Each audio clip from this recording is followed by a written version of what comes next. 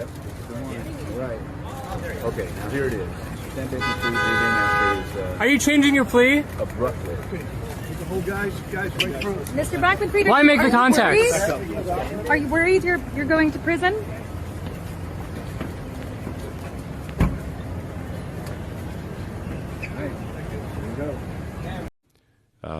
One often hears of the sort of George Soros boogeyman, but I mean, Soros actually, he is, I believe, the top contributor to the Democratic Party. The second one was Sam Bankman-Fried. Yeah. So, and Soros, I don't know. I mean, he had a very difficult upbringing, in my opinion, he fundamentally hates humanity. That's my opinion. Really? Yeah. I mean, well, he's doing things that erode the fabric of civilization. Getting DAs elected who refuse to prosecute crime. That's part of the problem in San Francisco and LA and much other cities. So why would you do that? Was it humanity, or is it just the United States as a whole? I mean, he's pushing things in other countries too, He's not doing just the here. same thing? Yeah. Now, George at this point is pretty old. I mean, he's not, he's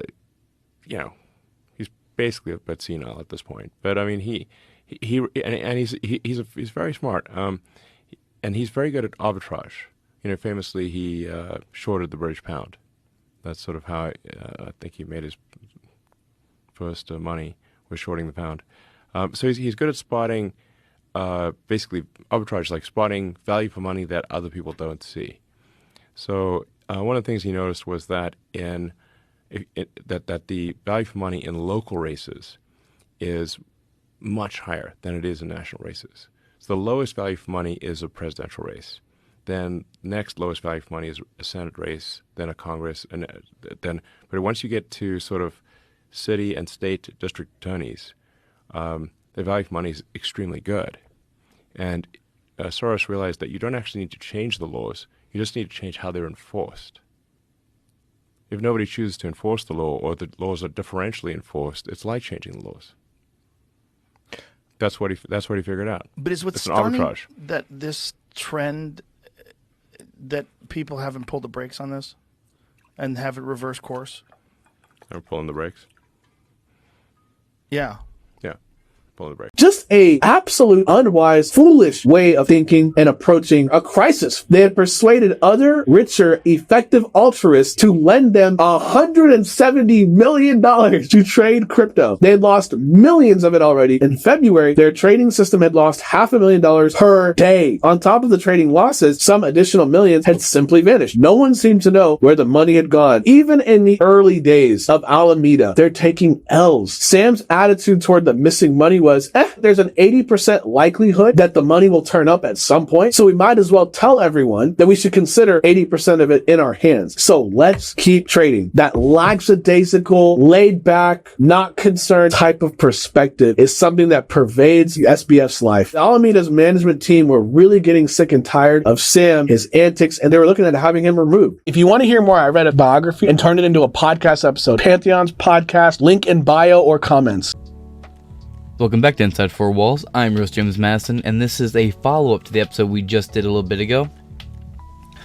On some platforms, it was uploaded at 3. At other platforms, it was uploaded at 4. That being said, let's follow up with the collapse of FTX, the crypto Enron of sorts.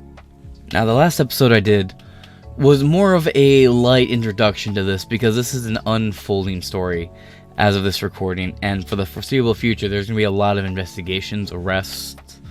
There's a lot to this story, and this is a major blow to both the Ukrainians, more specifically the shill for NATO, known as Volodymyr Zelensky, as well as the DNC in general. Let's get into the article over here at the Blaze, archived by none other than the one and only Taro Warwick. Thanks, Sticks, and Clank to you. Pardon me. Collapsed cryptocurrency exchange FTX had ties to Ukrainian government, World Economic Forum (WEF), and top Biden advisor by Paul Saka November 12th, 2022. I do respect the fro here. Very, he looks like he's like the if Brett and Bert Weinstein had a younger brother. This guy. Moving on. FTX had some eye-opening connections to powerful entities and individuals around the world before it all came crashing down. The meteoric rise of FTX made waves with early endorsements by NFL legend Tom Brady, supermodel Gisele Bündchen, and NBA superstar Stephen Curry. FTX spent big money on Super Bowl commercials featuring Seinfeld creator David Larry. Quote, in 2021, FTX inked a reported $135 million 19-year-old deal with NBA Miami Heat to rename the American Airlines Arena as FTX Arena. Damn, this scam got far. Then again, you gotta remember, like, Enron was big and commonplace everywhere. It had ads everywhere. It'd be right there between, like, the Macy's ads and the big and the Kmart ads. You know? So Enron got to be this level too. CNN reported, quote, another fraud. Quote, Major League Baseball struck a 5-year deal in 2021 to name FTX as its official cryptocurrency exchange, a partnership that includes putting FTX patches on umpires' uniforms. The extraordinary collapse of FTX. Then, the FTX collapse happened. Within the span of just a few days, FTX co-founder Sam Bankman-Fried, known in the industry as SBF, lost nearly all of his $16 billion fortune in what Bloomberg called, quote, one of history's greatest ever destructions of wealth. On Friday, the Bahamas-based FTX was forced to file for bankruptcy after $473 million of its funds were stolen. In a hack of the cryptocurrency exchange, customers rushed to withdraw their funds, but it was too late. It seems more and more likely like Mr. Fried over here was the culprit. Reuters reported that between $1 billion and $2 billion in customer funds vanished from FTX cryptocurrency exchange. The outlet also claimed that FTX secretly funneled $10 billion in customer funds into his trading company. Alameda Research, the Daily Mail, claimed that SBF's alleged girlfriend, Caroline Ellison, ran the sister trading company. Nepotism much? The New York Times noted, quote, despite raising $2 billion, he remained the majority owner of the company. No investors joined FTS board of directors, which was made up of Mr. Bankman-Fried, an FTX employee, and a lawyer. Sam Bankman-Fried gives millions to the Democratic Party. Before his cryptocurrency exchange collapsed, Bankman-Fried was a major financier of the Democrat Party. MarketWatch, by the way, this matters, but not for the reason they might get. I don't think we're going to talk about why it actually matters. MarketWatch reported, quote, SBF contributed more than $5 million to Joe Biden, and groups supported him during his 2020 presidential campaign. He said he was motivated by Biden's generic stability and the decision-making process. That's a keck post, right? Bankman-Fried gave Democrats nearly $37 million in the 2021 and 2022 election cycles, according to OpenSecrets.SBF. SBF was the second biggest individual donor to the Democrats, only to be surpassed by $128 million from, of course, George Soros. In May, Bankman-Fried said he expected to donate north of $100 million to the Democrats in the 2024 presidential election, but vowed to have a soft ceiling of political spending of $1 billion if former President Donald Trump ran again. Just appreciate what that indicates. That indicates that if Donald Trump ran again, this gentleman here, Mr. Friday, this con artist, this pup of Wall Street, if you will, said, you know what, if Donald Trump runs for office, I'm not going to bother putting much money in. Or wait, but if we vowed stealing 1 billion... Okay, sorry. Correction. My train of thought got a little twisted here. If Donald Trump ran for office, he was going to go from 100 million to 1 billion if Trump ran for office again. Meaning, Trump is such a threat to this guy, at least from this guy's perspective, that he needs to throw even more money at these elections and at these candidates to try and give them as much airtime as possible. Not to mention, this guy ran different promotions to try and, crowdfund crypto and trade crypto for ballots, but that's a different story altogether. In May, Bankman-Fried said he expected to donate north of $100 million to Democrats in 2024 presidential election, but vowed to have a soft ceiling, meaning he would go passive if he needed to, of political spending of $1 billion if former President Donald Trump ran again. SBF goes to the White House. The 30-year-old billionaire was able to gain access to the top Biden advisor weeks before he offered vast political donations to the Democrats. The Washington Free Beacon reported that Bankman-Fried met with top Biden advisor Steve Ricchetti on April 22nd and May 12th, according to the White House visitor logs. Gabe Bankman-Fried, SBF's brother, who handles the billionaire's political operations, visited the White House on March 7th, according to the outlet.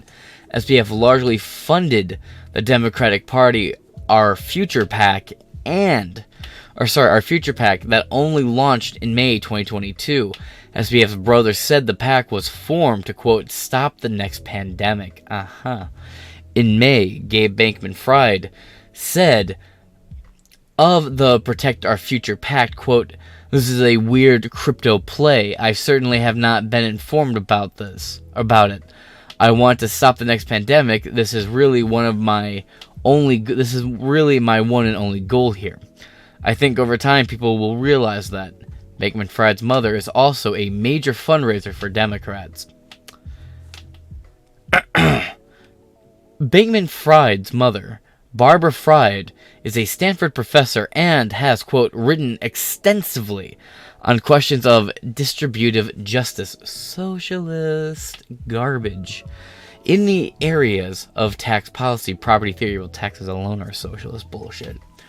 At least when they're not voted in, people don't have a say, and it's taxation or representation. That's when you get to the real socialist side of things.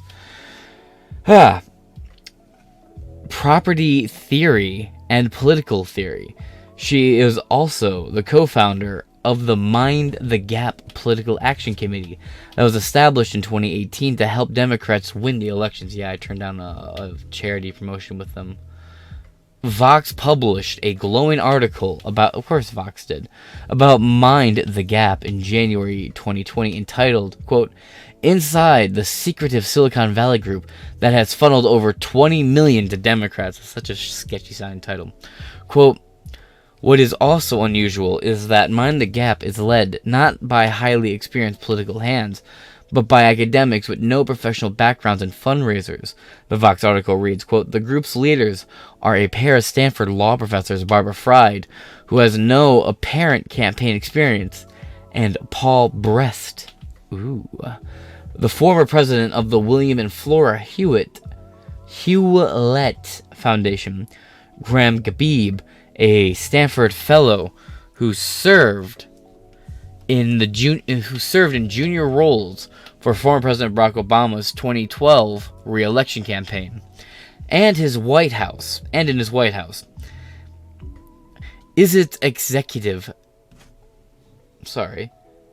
Obama's 2012 re-election campaign, and in his White House is its executive director. As its executive director, there's a typo there or something. Vox notes, quote, backers include people like Facebook co-founder Dustin Moskovitz, former Google CEO Eric Schmidt, San Francisco power broker Ron Conway, and a coterie of major Democratic donors from across Silicon Valley, including fundraiser Amy Rowe, the FTX connection to the Ukrainian government, and World Economic Forum. Curiously, the Ukrainian government launched a cryptocurrency donation website in March that was backed by FTX, CoinDesk reported in March, quote, aid for Ukraine, which has the backing of the crypto exchange FTX, stacking platforms Everstake, and Ukraine's Kuma exchange, or Kuna exchange, will donate crypto to the National Bank of Ukraine. Everstake's head of growth, Vlad Lakuta, told CoinDesk Ukraine's crypto-savvy Ministry of Digital Transformation is also involved. An Everstake press release stated, quote, aid for Ukraine is cooperating with the cryptocurrency exchange FTX, which converts crypto funds received into fiat and sends the donations to the National Bank of Ukraine. It finds its way back here, I guarantee it. This marks the first ever instance of cryptocurrency exchange directly cooperating with a public financial entity to provide a conduit for crypto donations. Earlier this month, FTX already converted 1 million worth of SOL, of shit out of luck tokens, and transferred it to the National Bank of Ukraine, end quote. Bankman-Fried said at the time, quote, at the onset of the conflict in Ukraine, FTX felt the need to provide assistance in any way it could by working with the Ministry of Digital Transformation to set up payment rails and facilitate the conversion of crypto donations into fiat currency. We have given the National Bank of Ukraine the ability to deliver aid and resources to the people who need it most. We are grateful for the opportunity to work with Sergey, the Everstake team, as they continue to work tirelessly in helping Ukrainians as they suffer this conflict. The World Economic Forum, WEF, lists FTS as a partner. Sorry, I had a little bit of an issue here. Payment rails and facilitate the conversation of crypto donations into fiat currency. Oh, I already down here. The World Economic Forum, WEF, lists FTX as a partner and provides a link to the exchange's website. Did. That's been taken down. Now, let's move on to the next article here from the Gateway Pundit. Oh, wait, again, that's from Blaze Media, article by Paul Saka. Article in the description below.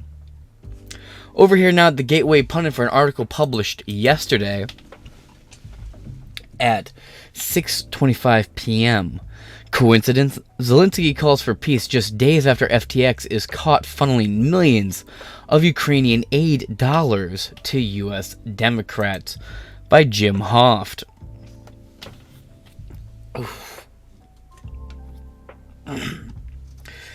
TGP, or the Gateway Pundit, previously reported that now bankrupt FTX was transferring international funding to FTX and then laundering the money back from Ukraine to the Democrat Party, or the DNC. On Sunday, the Gateway Pundit posted an interview where Bankman-Fried admitted that FTX was laundering money for the Ukrainian government. Right here. Sam Bankman-Fried admits that FTX is a crypto laundromat for the Ukrainian government. Let's make sure the audio's up. The last time we talked, we were talking about philanthropy, and I know you set up, working with the Ukrainian government, ways to use crypto to raise money for the government. I just wanted to ask you quickly, because obviously they've also changed the rules, concerns about sort of spillover effects and substitution away from their currency. Yep. How much money did you raise, and what do you think about this as, you know, a tool for the governments, but also the risks associated with it too? Yeah, absolutely. And I think that gets to the point that this can be a great thing for the world. I think it can also be a really messy thing. But I think that at its core, you know, we've seen millions of dollars go through you know, the systems we've given. I think something close to $1 million ourselves as well, to support you know, humanitarian aid and direct it in Ukraine. And you know, I think when you think about what it would take to get you know, to get funds both to the government there, where we do have a relationship with the Ukrainian government for raising capital for them using cryptocurrencies that run through FTX. whether it's getting money to the government or whether it's getting money to individuals that are in need. There are literally tanks outside of the banks, and this gets to, I think, one of the places where it can be really important to have a fully digital banking system, and fully digital way of handling payments. And I think that's an international one. That's the core of what we've been helping to support in Ukraine. Yeah, I think it's a healthy conversation to be having, away from some of the noise of digital assets and cryptocurrencies themselves, that the work goes on beneath. Sam, great to chat to you. Come back soon, please, because I have a million more questions for you, but as always, not enough time. Great to chat. Thank you. Sam Bankman-Fried, the CEO of FTX. All right. Last time we talked. Moving on. Bankman-Fried was the second largest donor for the Democrats this last election cycle, only behind mega donor George Soros. Bankman-Fried gave at least $38 million to $40 million to Democrats, leftist causes, PACs, and candidates, Fox News reported. Bankman-Fried floated the idea of spending upwards of $1 billion in the 2024 election if Donald Trump is the Republican nominee. It seems like it might be. I think a lot of the DeSantis versus Trump thing is a media-driven gaslight and astroturf, but we will see. I've been meaning to do an episode going over why I'm pretty confident in it being a media-driven thing. I just haven't had the chance to actually do it. And honestly, things like this take more important prominence over some debunked narrative like Trump versus DeSantis. Besides, I don't really care who wins that, ultimately. The billions of dollars that the U.S. sent to Ukraine over the past 2 decades need to be audited and investigated. Agreed. And just like that, on Monday, Ukrainian leader Vladimir Zelensky called for peace with Russia. And they'll get it too, because Russia said they would come to the talking table multiple times. President Zelensky, quote, "We are ready for peace for our entire country." I don't know what this says, but it says Zelensky says that the Ukrainian side is ready for peace during a trip to Khorasan. Quote, "We are ready for peace for our entire country," Reuters quoted him saying.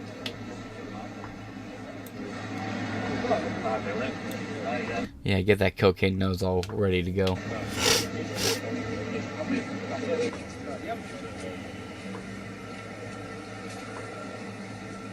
Oh, okay, neat. Moving on. Probably just a coincidence. It's time for peace. The Russian liberator of Khorasan marks the beginning of the end of the war with Russia and Ukraine. Ukrainian President Vladimir Zelensky said on a visit to the city, "Ukraine is moving forward and ready for peace," he told soldiers. Yeah, well, here's the thing. This is just the last of a series of major blows to the Ukrainian war front. First, Elon Musk has given them free internet and all sorts of free aid and funding. Then they go and tell them to go get fucked because he proposed an idea to possibly negotiate for peace with Russia. Russia said, "We'll come to the table. We'd love to have the conversation. Our one caveat is there's these handfuls of areas that have voted to be annexed by us, and they are not from negotiation. Other than that, we would love to talk about peace." And Zelensky responded with, "Any peace talk will be seen as pro-Kremlin rhetoric," and told Elon Musk to get fucked. So Elon Musk took Starlink out of Ukraine. The internet, all that infrastructure got taken out. Biden and Zelensky had a major fight about 2 weeks ago in the White House, and Joe Biden cut a lot of funding to Ukraine suddenly. And now with this, I think the grift's coming to an end. Russia took over a large swath of what used to be Ukrainian land and brought it back into the Russian Federation. All measures, Zelensky's lost this war. But again, like I've said multiple times on this show, in a conflict between the two most corrupt countries to ever exist on this planet, the best you can hope for is a double knockout with as little casualties as possible.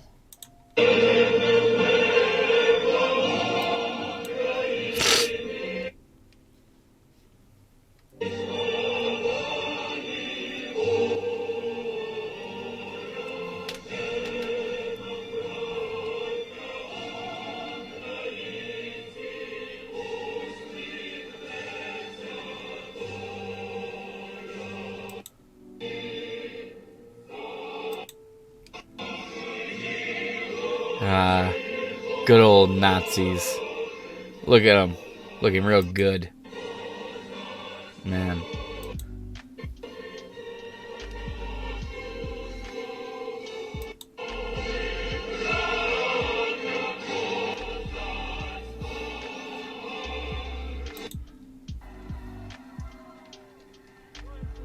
Neat. Okay.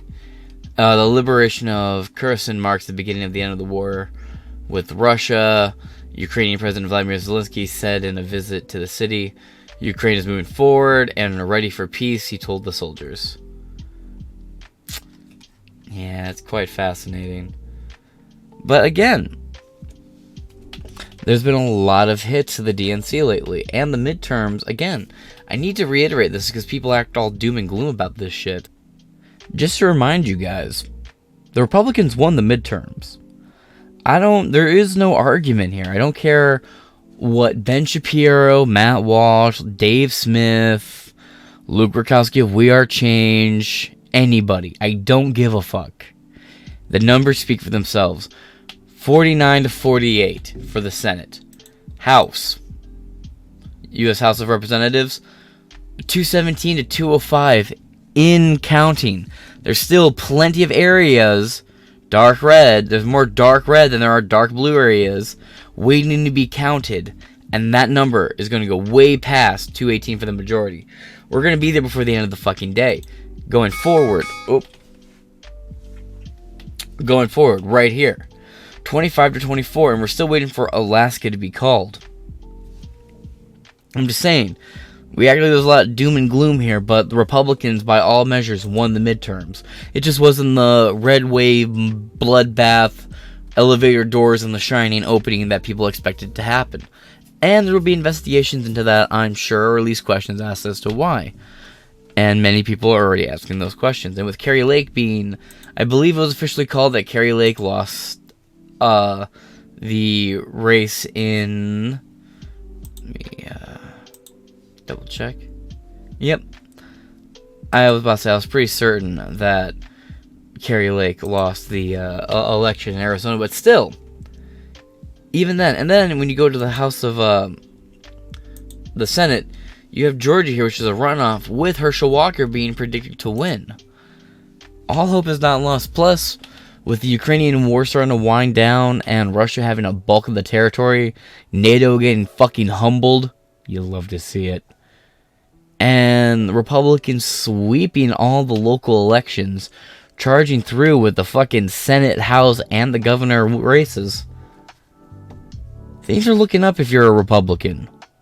I just chuckle at the fact that the Democrats are celebrating losing the midterms and the Republicans are crying about winning the midterms. But that being said, this has been Inside Four Walls. We will continue to cover the story as it unfolds. Please tune in on YouTube at 8 o'clock for the new episode of Chaircast tonight, going live at 8. And it'll be up from 8 to midnight every night, Monday through Friday. Alright guys, please like, share, and subscribe on any platform you're listening to. And stay tuned.